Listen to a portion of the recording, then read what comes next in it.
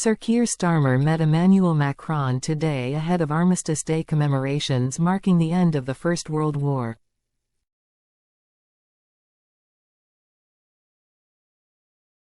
Keir Starmer has said he won't be visiting Donald Trump next week amid rising fears about the U.S. withdrawing support for Ukraine.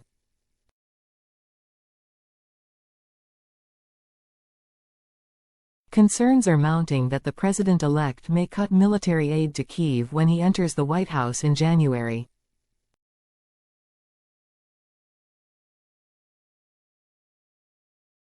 He has previously said he could end the war in one day. Sir Keir and Emmanuel Macron pledged to put Ukraine in the strongest possible position as they held talks in Paris today.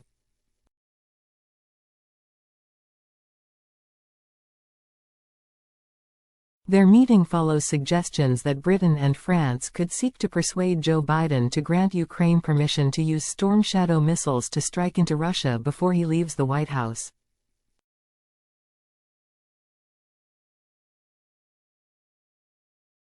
Mr. Biden is said to have blocked the UK from authorizing Ukraine to use the missiles over fears of retaliatory attacks on Western military bases.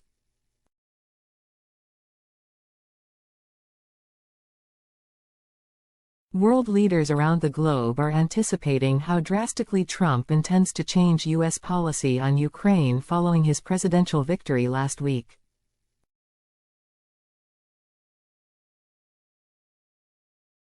Questions have been raised following Trump's presidential election victory about what his second term could mean for U.S. support for Ukraine and NATO.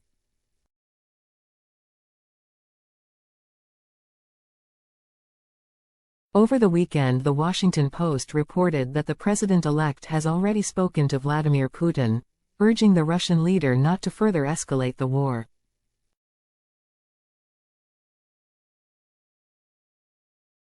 The Kremlin denied a phone call took place, claiming the article does not correspond at all to reality.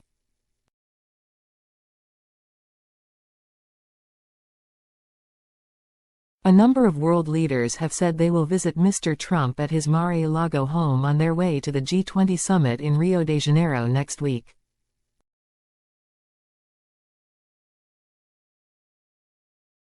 But Sir Keir said he currently has no plans to visit the president-elect on his way to Brazil.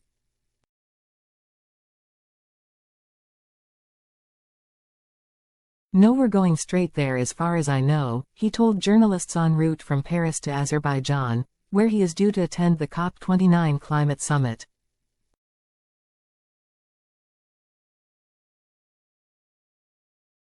To be perfectly honest, next week is a long way off just at the moment, but as far as I know we're going straight there.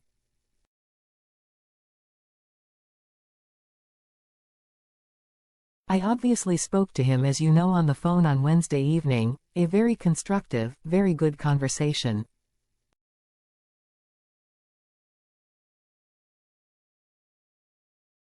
And obviously I had the opportunity a few weeks ago to speak to him for a couple of hours in New York where we discussed a wider range of issues, and we'll continue to do so.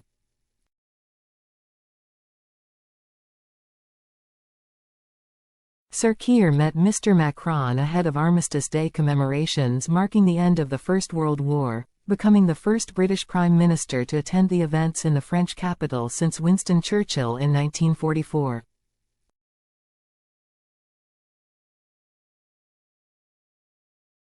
Macron personally invited Sir Keir to mark the 120th anniversary of the Entente Cordiale between France and the UK, which paved the way for greater diplomatic cooperation between the two countries.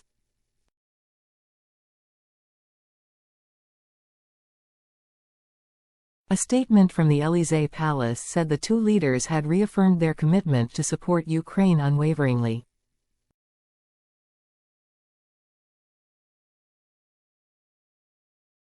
Downing Street said the pair discussed how to put Ukraine in the strongest possible position going into the winter.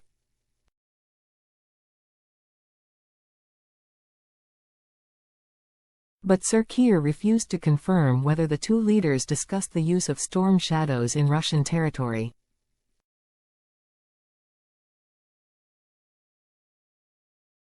I've always said that we support Ukraine for as long as it takes, and we've stood by that, he said.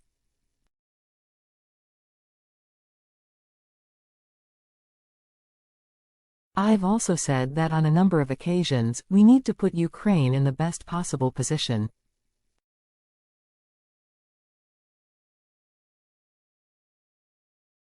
It has been my constant refrain for 4 months now, since I've been Prime Minister, in all the discussions that I've had.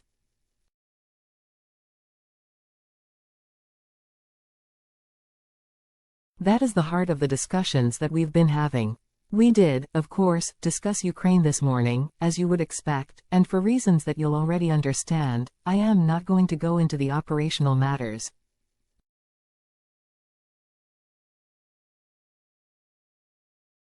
But full support for Ukraine and making sure Ukraine is in the best possible position have been the sort of driving principles of the arguments that I've been putting forward.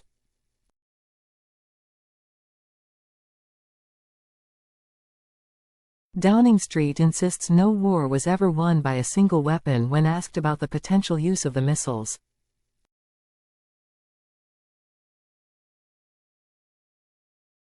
A Number 10 spokeswoman said, "Our position on Storm Shadow hasn't changed.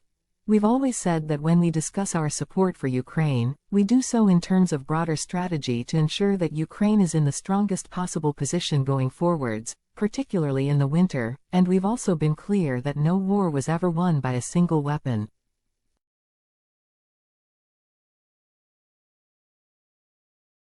During the Armistice Day commemorations, Sir Keir also met French Prime Minister Michel Barnier before observing a minute's silence.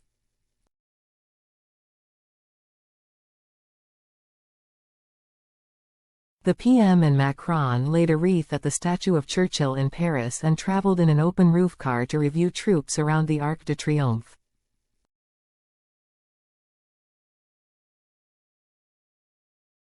During their meeting, the two leaders also committed to cooperation on migration in the Channel, particularly in the face of human trafficking networks, a statement said.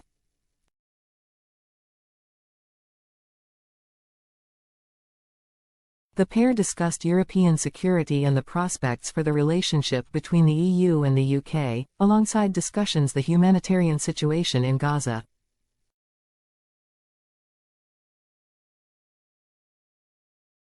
Earlier, Defense Secretary John Healey downplayed concerns that the incoming Trump administration could imperil Ukraine, insisting he expects U.S. support for Kyiv to continue, for as long as it takes to prevail, over Moscow.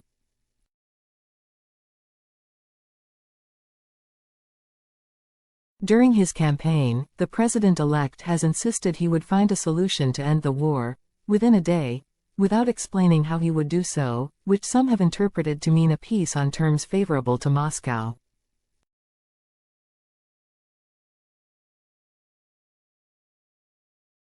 He has also expressed skepticism towards NATO, accusing European countries of free riding on America.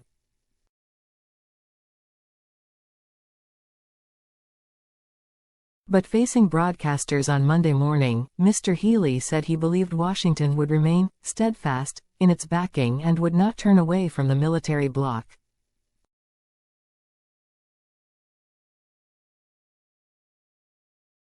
As far as President Trump goes, he recognizes that countries get security through strength, just as alliances like NATO do, and I expect the US to remain alongside allies like the UK, standing with Ukraine for as long as it takes to prevail over Putin's invasion, he told Sky News.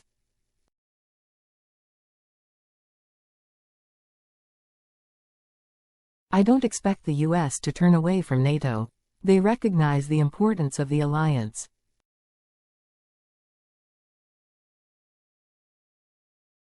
They recognize the importance of avoiding further conflict in Europe.